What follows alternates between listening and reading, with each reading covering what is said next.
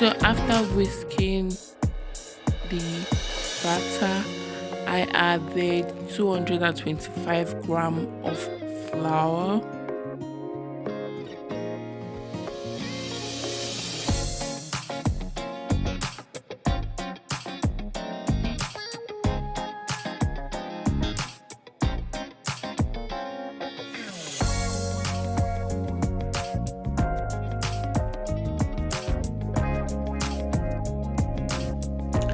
I added 1 teaspoon baking powder, 1 teaspoon baking soda, and also 1 teaspoon cinnamon and sieve.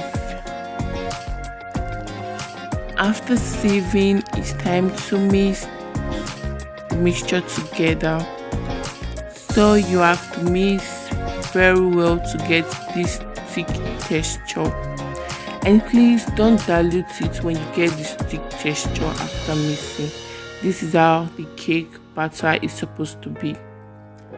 And then I went ahead to add my grated carrot and mix together.